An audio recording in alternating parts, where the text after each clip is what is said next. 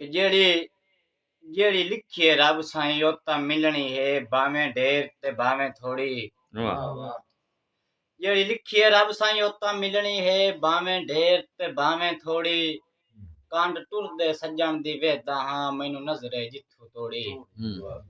सच्ची करां तां सफदर मरदा हां जो गल लगदी है सज्जण नू कौड़ी। हुण इस पारू यार वंजाइंदा नहीं जो ढेर गुजर के रह गई थोड़ी। बहुत खूब कि असां कदा कोई फुटण दा नां लिया है गल्लां आप करेंदा वतना है। साडे प्यार दे चुने होए कखां नू क्यों सजण सड़ेंदा वतना है। साथों दसदा सही कि नफरत आई है क्यों यार छुड़ेंदा वतना है। जेड़े हां ते सफदर समदा है उथों वाल पटेंदा वतना है। कि साडे प्यार तू कहीं चा नफरत आई है क्यों कर गया साथों कन्नी। वदी निभदी है सफदर चुप कीती तू खेड़ चा साडी बनी।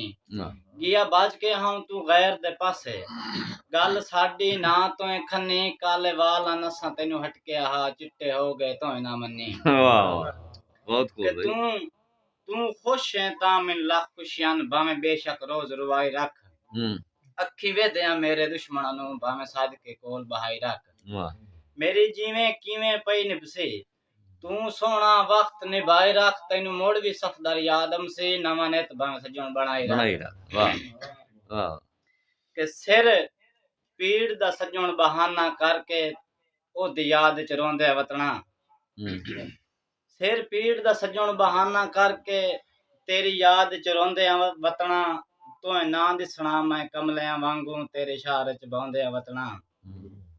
आवी ना इतबार तक कसम चवाल है चोला हंजू नाल धोंदे वतना। दे उबर कसफदर लाए वंजना तेरी शक्ल नू लोंदे वतना। वाह बहुत खूब भाई बहुत खूब कि सारी जिंदगी तैनू हसदा वेखां तेरे मुंह ते रंज ना वेखां।